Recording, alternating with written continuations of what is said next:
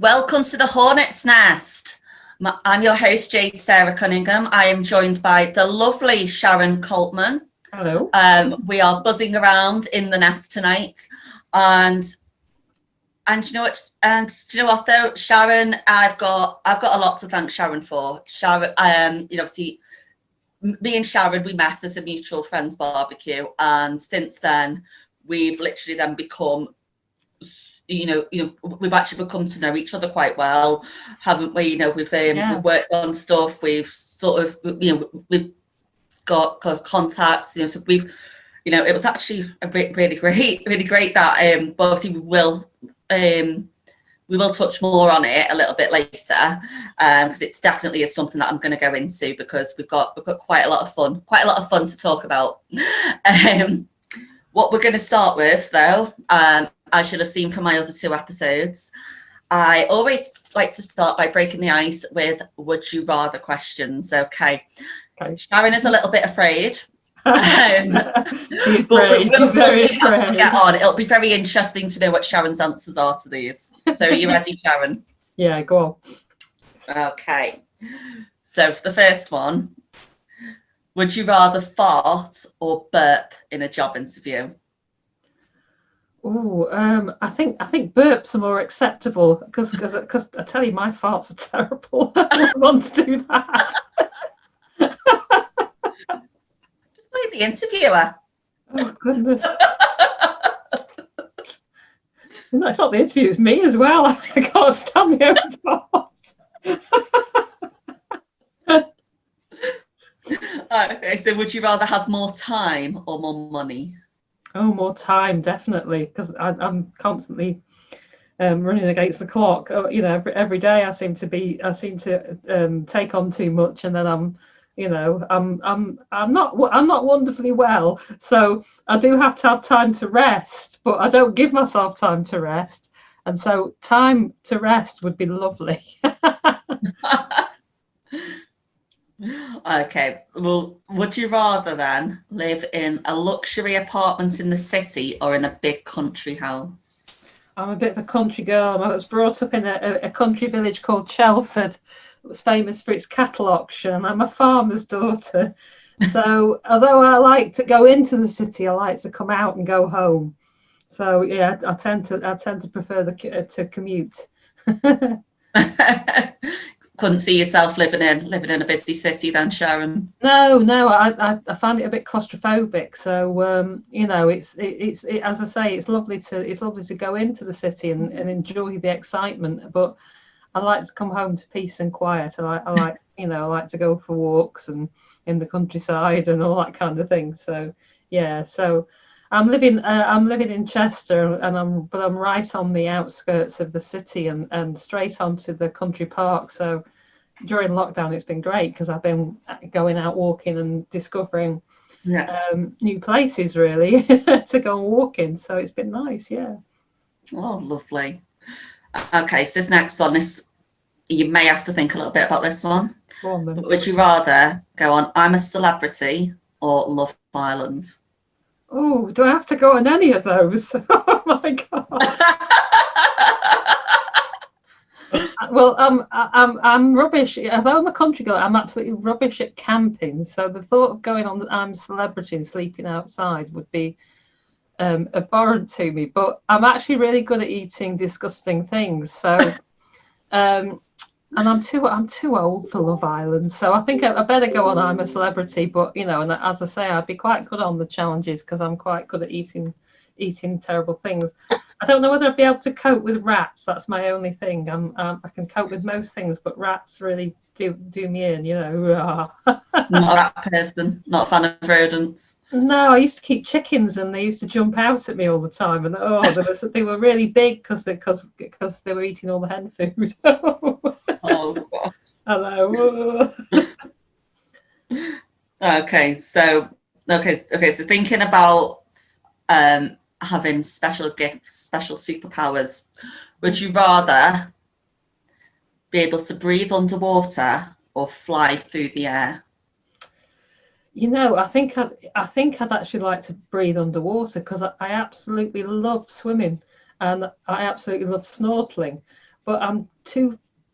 I don't know. There's something about diving that frightens me. But if I could breathe underwater, I could go down and do all the stuff the divers are doing. It's the equipment, I think, with the diving. Yeah. I probably couldn't even get off the ship with it all on the boat. So yeah, that would be nice actually, because I love it. I get so excited when I'm snorkeling. I keep talking through my snorkel. All you can hear is this going up my scores. So yeah, definitely swimming. Definitely breathing underwater. It's strange, really, because I've never really flying's never been a thing that's excited me at all. But I'm a Pisces, I guess, so I'm a typical sort of water person. Yeah. So yeah. Oh, lovely. Well, next time you go snorkeling, get a waterproof camera and taking pictures. Yeah. Well. Yeah, have to show us them.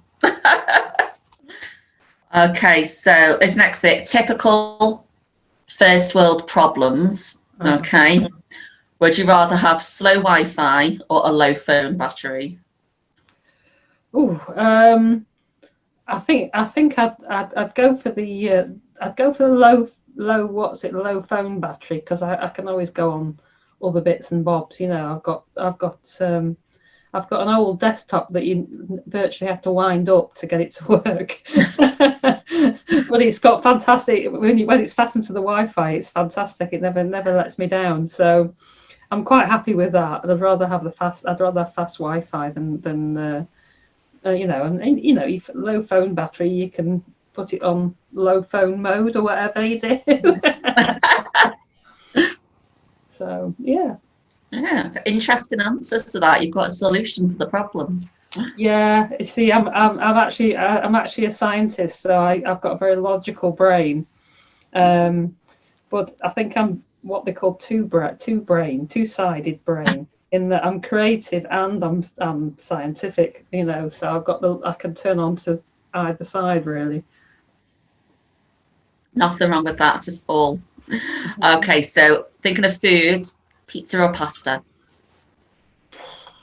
Well, I can't eat either of them because I'm gluten intolerant, so that's no use. Which one would I like to throw up to most? I can just about manage certain pastas, so I'll go for pasta, but pizza I've never been fond of. So. Okay, moving swiftly on past that one then. Would you rather be too hot or too cold? Definitely too hot. I don't like being cold at all. I was brought up in a council house, no central heating, so I hated being cold as a child. So it's always I always prefer to be too hot. Yeah. Okay. So would you rather be invisible or have X-ray vision? Oh, I don't know whether I could cope with X-ray vision. That would be too much. I think as long as you could turn it on and off, I'd be invisible. Yeah. Brilliant. Definitely. Okay, and the last one, would you rather be an idiot millionaire or a poor intelligent brainiac? That's another very hard one as well. Because I think I've been both. I think I've definitely been both of those. I guess I do enjoy intellect, so I guess poor and intelligent is probably my preferred option. Brilliant. Oh, do you know what? We've actually, that's a hat trick on that answer. Everybody said that answer so far, so we'll see you in the next one. What the lovely Elo says in next week's episode. Right, but moving swiftly on. So Sharon, so we were talking about just briefly in the first, in just the introduction of the show, and obviously me and you met initially at a mutual friend's barbecue. Yep. You overheard a conversation that I happened to be having with another one of the guests that were there, where I'd mentioned that I'd done stage management in the past, and I just remember suddenly across the room, you just going, "Are you a stage manager?" Yeah. And you know, and that was it. We were working together. So, but I know the show that we ended up working that you know, I joined you your team on, was something that was very, very important to you, something that you'd invested a lot of time and a lot of money into it. So do you know what, obviously, you know, I could talk about it, but I'm going to be honest, I'm not going to do it as much justice as you would. So if you just like to tell us a bit about that, like how that came about. Well, I'd had a bit of a writer's block, and I wasn't, as I say, I had cancer, and I was suffering a bit from insomnia with the treatments. And I can remember lying in bed one night and thinking, wouldn't it be good if there was, if I could think of a story that was really unpredictable? And you know, I quite like the idea of a man trying to meet women by going out into the car park of the village club across the way and helping them out. But the audience are unsure of his intentions, and there's a hidden secret. And it just came from there. And at first, I worked on the protagonist, the man, a lot, and I just couldn't get it right because the woman that was involved, I couldn't get her right. And at the time, I was living down south, and I was going to a writing group called She Writes, with the lovely Angela, who really sort of set me up in you know, in the right frame of mind for writing. And she just said to me, give the woman a prop, give her a hobby, give her a prop, and then you might actually find, you know, you might be able to write her. So she became a quilter, and just from that comment, give her a hobby, give her a prop, we had this woman that was quilting all the murders she'd committed into her quilt. And it became, you know, such a central thing, this quilt. And the final performance we did, the lovely Frances Bowley Aldrich, she had it across her back as she walked off the stage, like Lady Macbeth. You know, she really looked that part. And it just seemed to all fall into place once I'd got that. But I would say it took me about 6 years to get the whole play how I wanted it. I kept putting it in the drawer and then coming back to it, and then putting it back in the drawer again. And but eventually, you know, and it's a difficult thing because you have to, you know, at some point you have to let your baby fly, and it's difficult to do that. So I wanted the right people on my team, and I'd been struggling a bit finding really good stage managers. They're a bit of a rare quantity, you know, and you know, I wanted somebody that would take the project, you know, as seriously as I was doing. And when I met you at the party, and I knew you were friends with my friend, it just seemed like, well, you know, she's friends with my friend, I know she's going to be a nice person. And I know we're going to be able to work together. And it was quite bizarre because the main character, well, one of the main characters, there was 3 main characters in the end. One of the main characters was a parrot that told secrets, just dripped them out, you know, in its speech very gently into the play. And this, we got this parrot made by I think I can't remember his name now. He's oh gosh, this company actually make animatronics and all sorts of things, you know, bits of bodies, you know, for television, all sorts of weird stuff. And this guy, I think he was called Jamie James, I can't remember properly, but he made this parrot.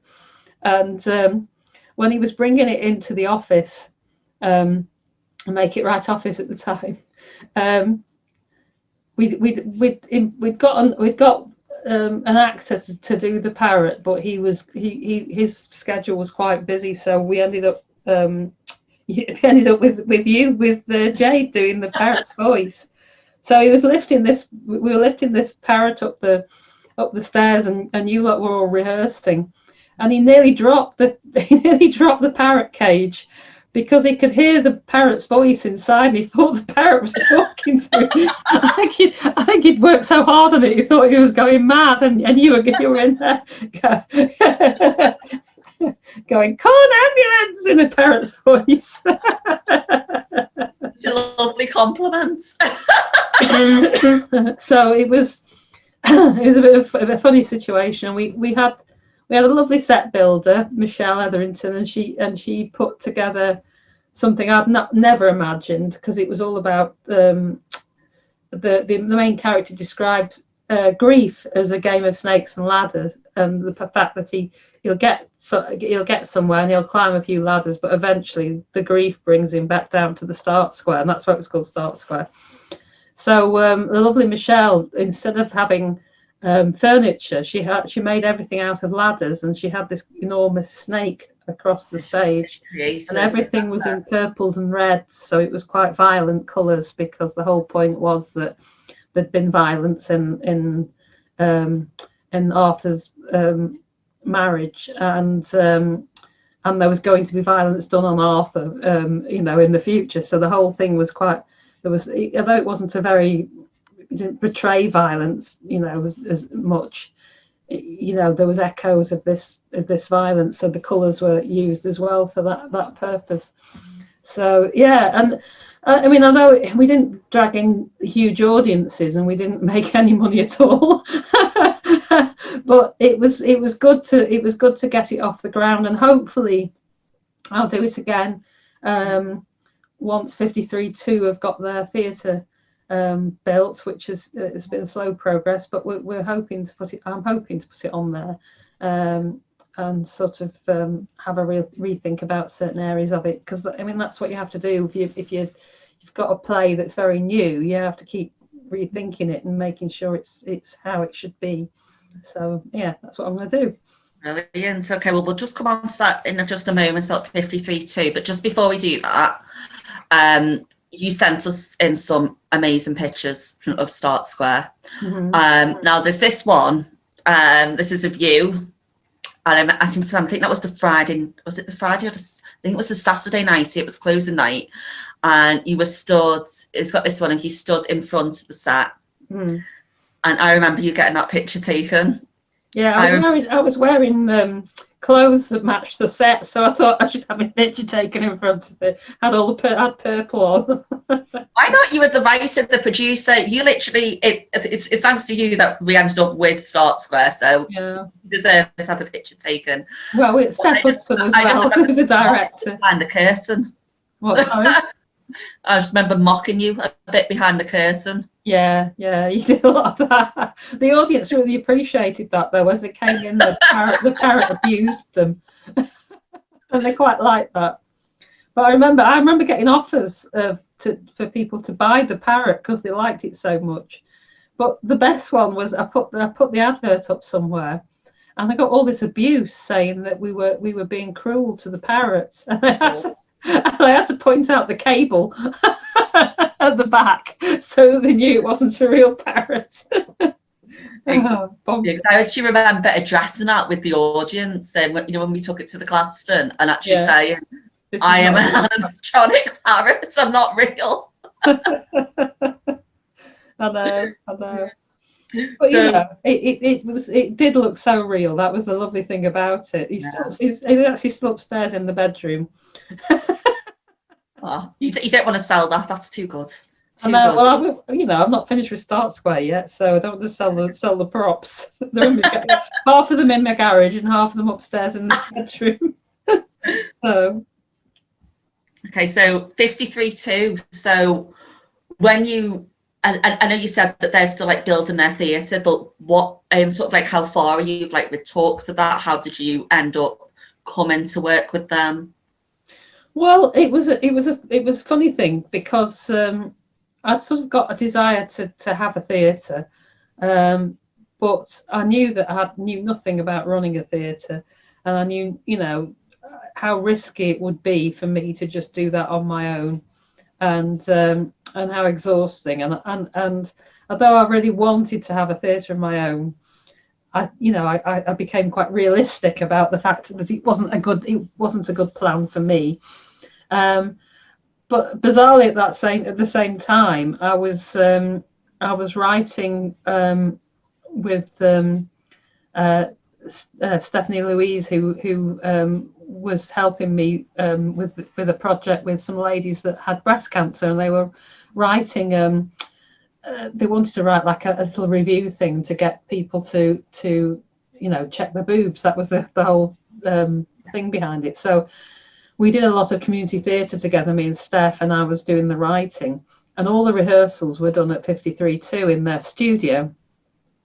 And I just happened to get talking to the guy that runs it, Simon Naylor, and he was saying, "Oh, we used to have a theatre, but we only had it on a short lease, and it's gone now. But we're desperate to get another theatre set up, and we've actually found somewhere, but we need to find the funds to build it." So I had lots of conversations with them about being a benefactor. So I've put in a reasonable amount of money towards getting the theatre built. And unfortunately, it's under the Nightingale Hospital, under Manchester Central. So they couldn't build it whilst the pandemic's been on, because I think Manchester Central was storing stuff in the actual building. And but I think now they're from January, I think they're actually starting to pay rent on it, which means we can actually start to build the theatre. So it should be all kicking off sometime next year. And they still need more money. So if anybody wants to help build a theatre in Manchester that's going to be fully accessible, they 53.2 work very, very closely with an artist, a disabled artist group that are trying to get more disabled artists into things like adverts and television programs, and so they helped Simon to make sure it was completely accessible. And so that's a fantastic plus point, because there's not a lot of theatres like that at the moment. There's not a lot of really good accessible theatres about. So and to have it as have a fringe theatre built that way is amazing. So it'd be great. Yeah, it'd be really, really good. So just before we start to wrap up, I just want to obviously briefly just touch on, I know that you have been working quite a lot with Big Condo, who are basically the people behind this lovely show. So big shout out to Big Condo, everybody. But I know you've done quite a lot of compendiums, and you're planning to work with them quite a bit in the future. So you just want to just sort of touch on that for us, just so we can just to give our viewers just a little bit of an insight. Yeah, we were. I mean, we were really sort of back-footed with the first lockdown, because we had loads of shows booked for this year, and we had to cancel them all. And we were 2 weeks away from putting one of the shows on by Bernie Winston, which was called Stand Up. Yeah. And I just had to, like most of the things with Make It Right, I'm constantly trying to think about what's next. And we've been working quite a bit with Chase doing Murder at Midnight, which was we just put one murder story or play on at midnight, and the writers were really enjoying that. So I just, me and Chase decided that we'd put on like a monthly compendium of all the work they'd been doing. And because of lockdown, they have lots of time to write little monologues and duologues, because that's all we could actually get, on the screen, was either a monologue or a duologue. And so we started collecting scripts in for monologues each week. And we have a writer's drop-in where writers can bring their works in progress, and we get actors to read them, and then we critique them. And we'd done that in face to face obviously before, but it hadn't been very popular. And as soon as I suggested moving it to Zoom, I seemed to get millions and millions of people who wanted to turn up because it was so easy to do. It was easier than turning up to an office. And also the actors were quite happy to come on board and, you know, sit and read script in hand. So it went from something that wasn't particularly successful to something that was immensely successful online. And so we've got quite a big actors pool now. So we draw from that pool for people to act in the compendium. And it's just given everybody a bit of experience, a bit of a boost over the lockdown period, kept everybody sane. And some of our writers live on their own, and it's been sort of like a godsend to them. You know, we've even got people who've recorded little bits about the fact that they how fantastic it's been. So Chase now takes on all these little plays and he directs them and shoots them over Zoom, or if you can get them into the studio, shoots them in the studio, and then we put the compendiums on at the weekends once a month, and me and Chase present them, and it gets rather it gets rather funny because we're either arguing, Chase and we're arguing, or we're having a good laugh joke about something, and and also at the same time we've got people that are watching will make comments about what's going on, so we comment back. So it's quite the whole point of Make It Right is a community thing. So it's a lovely community way of keeping in touch with each other and also showcasing our work. Yeah, it is. And if you go on YouTube, you can still see all the compendiums on the Big Condo Radio platform on YouTube. But yeah, now we've moved on to, because we managed to get some funding together, ourselves and Big Condo, and we wanted to do something that was page to stage, and also all the bits that you're not taught as a writer and actor, like giving interviews, doing junkets, making sure your show reel is perfect, and we've done two forms of making a play. We've done just writing together with collaborating with people to write something. And we've also done devising together, which again Stephanie Louise is teaching, and she's got